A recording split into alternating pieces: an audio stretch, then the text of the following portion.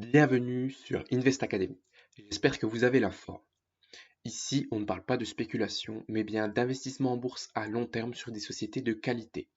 Cette vidéo ne représente pas un conseil d'investissement, je partage juste mon avis sur certaines valeurs et actuellement là j'actualise ma revue sectorielle sur les ESN françaises car la plupart ont publié leur chiffre d'affaires du premier trimestre 2023.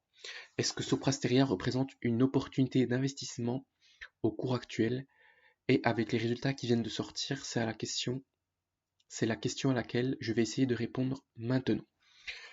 Qu'est-ce qu'on nous dit ici? On nous dit qu'on poursuit la croissance au premier trimestre avec une croissance totale de 10,1% du chiffre d'affaires et 9,1% en organique, donc sans les effets de change et les effets périmètres.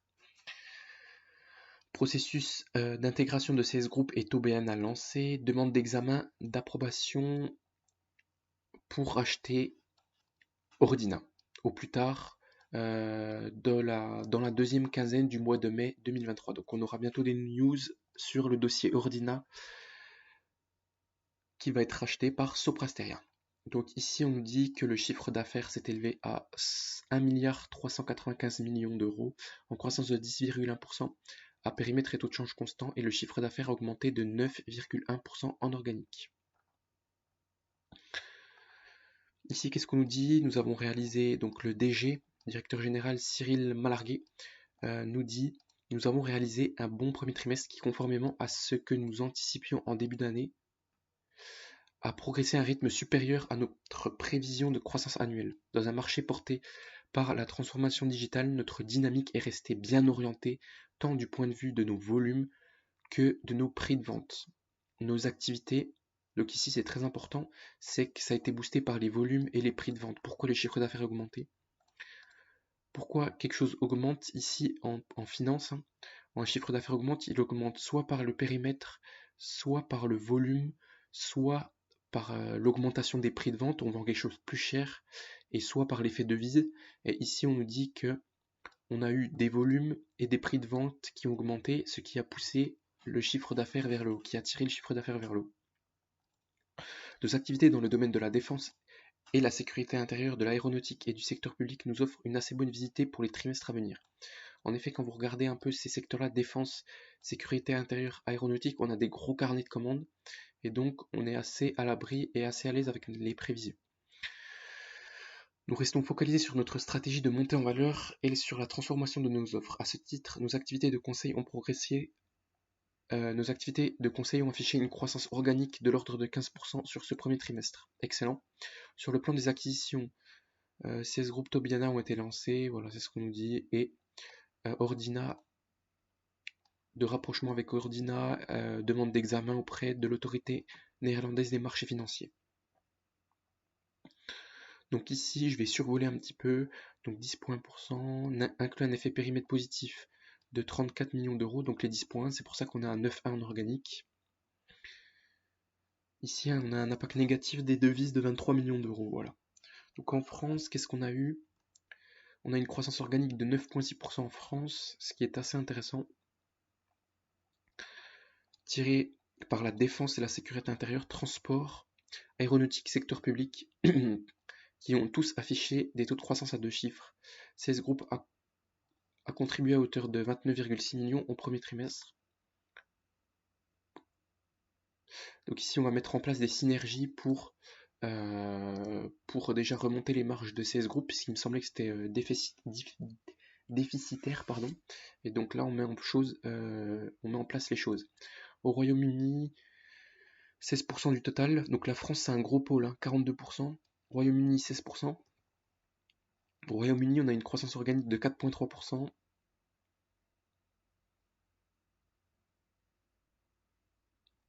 Et ici, qu'est-ce qu'on nous dit? On nous dit croissance organique à deux chiffres dans l'aéronautique, défense, sécurité. Secteur privé accru d'environ 6%. Et les deux co-entreprises spécialisées dans le business process service pour le public, pour le secteur public, NHS, SBS et SCL ont réalisé une croissance moyenne de plus de 3%. Le reste du secteur public a été stable. Donc ici, Royaume-Uni, c'est pas fou, 4.3 en organique, c'est pas non plus la folie. Donc, autre Europe, on a 29% du total. Forte croissance organique, 13,1%, ce qui est assez intéressant. Scandinavie, Benelux, Espagne et une moindre mesure Allemagne, Italie ont contribué à la croissance.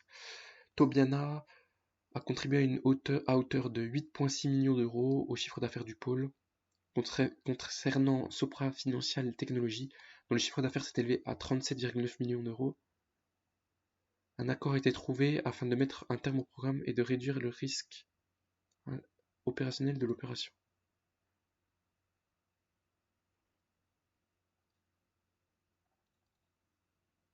Ok, donc d'après ce que je comprends, on va cesser ses activités en banque. Je sais pas trop si c'est bien, si c'est ma lecture des choses, mais ce secteur-là, il rapporte pas d'argent à Sopra Steria, donc c'est pas intéressant. SFT, donc Sopra Financial Technology. Ah non, c'est Banking Software peut-être. Je confonds. Donc Sopra Banking Software, pardon, 8% du CA, 107,7 millions d'euros, croissance 5,2. On a une hausse des souscriptions relatives aux offres digitales, intéressant de 12,2%. Les ventes de licences stables, le chiffre d'affaires software a progressé de 2,8% et le chiffre d'affaires 6,1%. À ce niveau-là, qu'est-ce qu'on peut dire? Fin mars 2023, l'effectif net s'établit à 53 724 personnes, à comparer aux 49 690 au 31/12/2022. Donc les acquisitions ont permis d'augmenter l'effectif de 3 372 personnes. Et le taux d'attrition, de l'effectif s'établit à... Ça veut dire quoi ça? Il me semble que j'avais recherché ce que ça voulait dire l'attrition, mais je ne sais plus.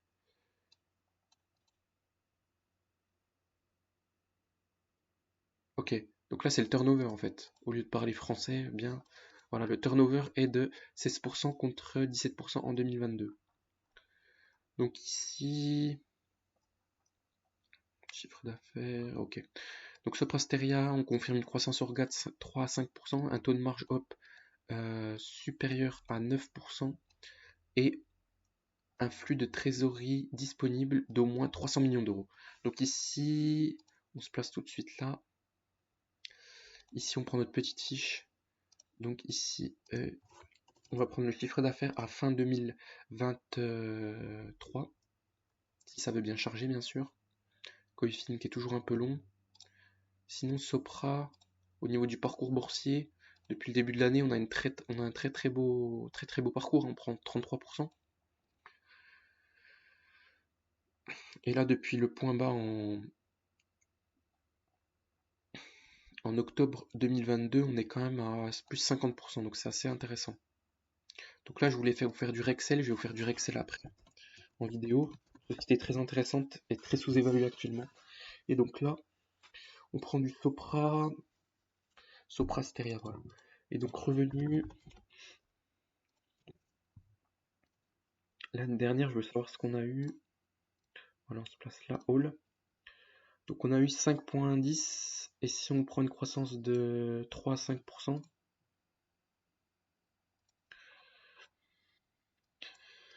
organique, hein. Donc on va prendre 5% pour prendre la totalité de la croissance ici. Donc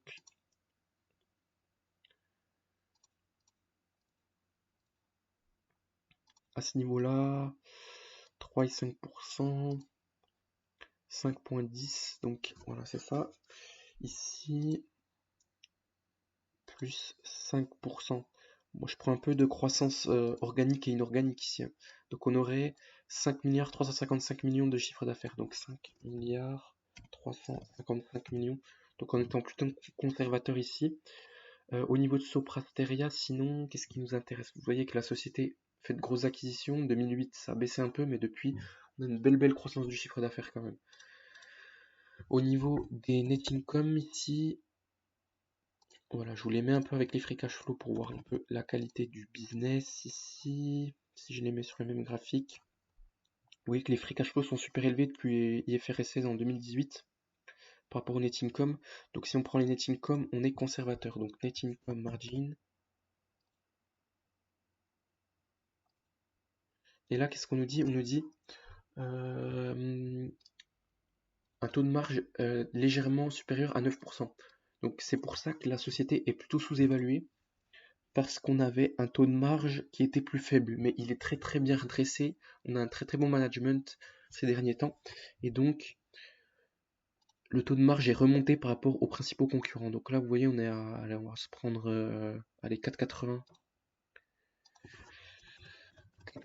pour être conservateur quand on a du S2I et du OB qui sont à 7% de marge nette. Mais bon, les free cash flow de Sopra sont plus élevés, donc faut voir un peu la mesure un petit peu de ces chiffres-là. Au niveau du price earning, voilà, on était là. Au niveau du price earning, là, ici,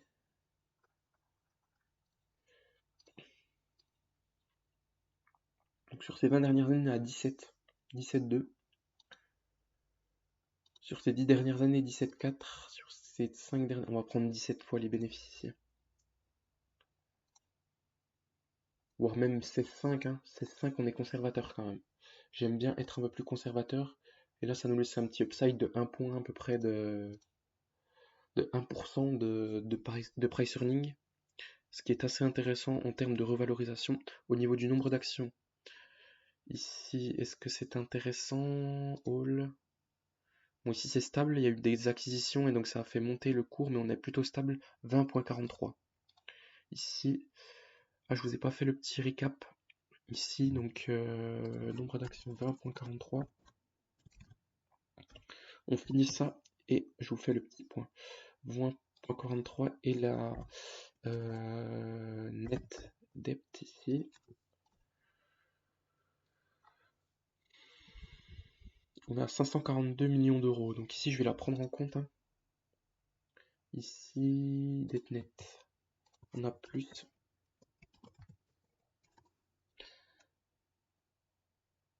540 millions d'euros. Voilà, c'est ça.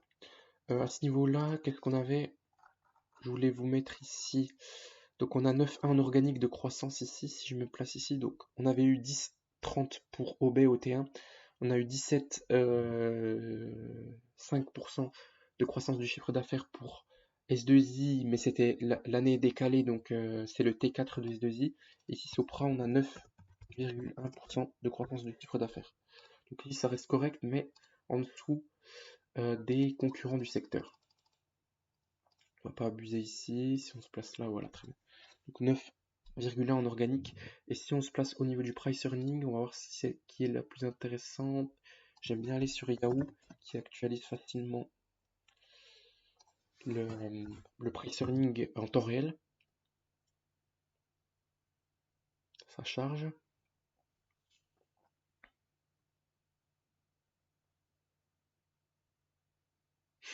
Ma connexion est un peu pourrie, hein. J'ai pas la fibre, donc je vous fais un peu patienter. Mais c'est pour le bien. Donc Sopra ici. Parfait, sop.pa.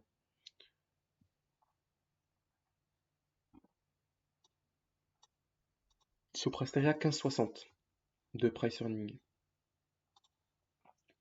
Donc ici Sopra, j'ai mis ici 15. Ça a presque pas bougé, 15,6. 15,6. J'avais actualisé OBS à 16,8. Donc on est sous-évalué par rapport à OB et un peu surévalué par rapport à S2I. Donc ça reste une belle alternative Sopra Steria, mais il faut voir si les récentes acquisitions vont permettre de faire des synergies et créer de la marge. C'est toujours ça. Le souci des acquisitions, c'est la création de valeur. Et donc avoir des marges plus élevées, même si on achète les concurrents, le but c'est le retour à la société, le retour à l'actionnaire, et donc il faut pouvoir créer des synergies commerciales et sur les coûts, et donc des synergies opérationnelles, on appelle ça, et donc pouvoir faire diminuer les coûts tout en augmentant les marges. Et donc c'est comme ça qu'on fait des acquisitions créatrices de valeur. Voilà, donc c'est tout bon. Ah, au niveau du dividend yield, je l'ai là. On a 2,25 sur 2,25 sur Sopra, ça distribue bien le cash quand même. Et ici, au niveau des net income, ici, qu'est-ce que je voulais mettre? Donc au niveau du rendement des free cash flow, on a 248, allez, 248 divisé par... Donc j'ai dit quoi? 248, je perds la boule un peu. 248 divisé par... Ici, on a la 3, 99,2, voilà. Ici, divisé par 3, 99,2, qui est la capitalisation. Donc ça nous donne un rendement ça nous donne un rendement des net income de 6,2% ici, et si on prend plus 5% de croissance, oula, divisé par 39, je perds la boule ici, 39,92. Ici, ça nous donne 6,2. Ici, si on décale tout ça, 6,2 plus... Aïe, aïe, aïe, qu'est-ce que je fais? Ici, si on met du plus 5%, ça nous donne un rendement de 6,52%. Donc ici, c'est quand même une bonne opportunité d'investissement parce qu'on achète quand même des sociétés dans ce secteur qui sont de qualité, qui ne sont pas cycliques et qui sont assez lisibles dans la création de valeur et dans la demande. C'est un secteur en croissance et donc c'est normal, ça se paye un peu plus cher. Voilà, on était à ce niveau-là, voilà, c'est tout bon. Ici, je sais pas où le mettre, voilà. Je vais pas le placer là, ça va être très bien. Donc ici, ah ça m'énerve. Ça m'énerve quand ça s'enlève, donc je vais prendre la calculatrice directe. Voilà. Donc ici, à ce niveau-là, donc ça reste, donc c'est dans mon top 3, c'est une des sociétés les plus sous-évaluées du secteur, donc j'achète, clairement.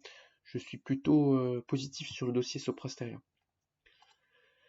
Donc à ce niveau-là, 53,22 fois la marge nette. Donc là, on est sur le chiffre d'affaires attendu, selon moi, en 2000 pour l'année en cours. Et donc je fais ça, le chiffre d'affaires attendu fois la marge nette. Donc pour l'année 2023 fois la marge nette actuelle. On tombe sur 255, on multiplie ça par 16,5 fois les bénéfices. Ici.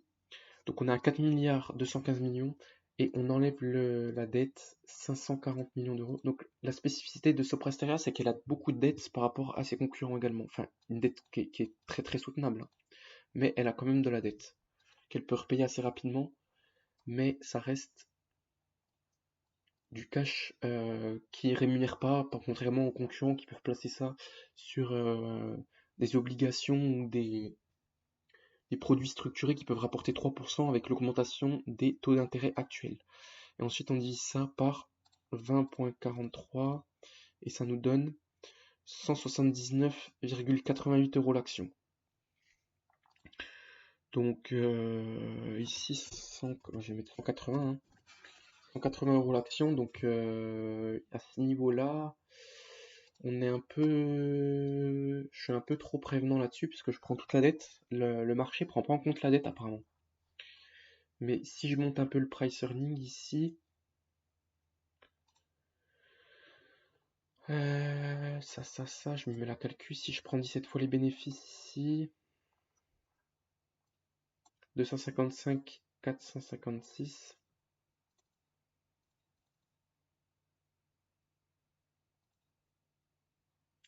Qu'est-ce que je raconte? Ici, on va tout refaire. Si je prends 17,5 fois les bénéfices, comme c'était présent au cours de ces dernières années, fois la marge nette 0,048, fois 17,5 fois les bénéfices, moins 540 millions de cash. Non, je vais faire diviser par 20,43. Ça donne 193,74 euros l'action. Donc à 17,5 PER de 17,5, ça nous donne 193 euros l'action. Donc selon moi, on est correctement évalué. Si la société repaye sa dette assez rapidement, là, ça va être très intéressant parce que on pourra directement être plus avoir un cours de l'action, une target plus élevée. Mais là, pour l'instant, il y a la dette qui bloque un peu le calcul, mais ça reste une très belle société actuellement. Mais on a un potentiel d'upside limité, je trouve, par rapport à OB ou S2I, par exemple, c'est que les vidéos que je viens de vous faire sur le secteur, mes deux préférés. Et donc, ça nous donne quand même un upside limité. Mais si on repaye, on a quoi, 200 millions de net income, 255 millions de net income, on peut repayer assez rapidement la dette. Net income, si on prend les free cash flow, on a 400 millions de free cash flow, on peut repayer en un an la dette, un peu plus d'un an la dette, donc ça pose pas de souci, mais on va voir au semestre, au S1, si Soprasteria rachète sa dette, et donc à ce moment-là, je serai plus positif sur le dossier. Parce que là, je suis à un PER pour l'année en cours, je suis à un PER de 16,5 fois à 180 euros et un PER de 17,5 fois à 193,7 euros l'action. Donc, selon moi, vous achetez à un prix correct, mais vous n'avez pas de marge de sécurité à l'heure actuelle. Voilà, c'était tout pour moi.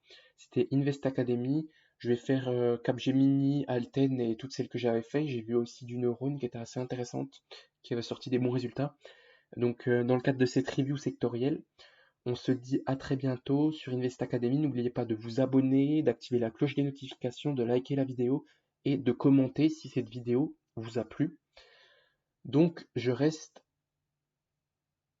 neutre sur Soprasteria, même si c'est une très belle société. Ciao, ciao.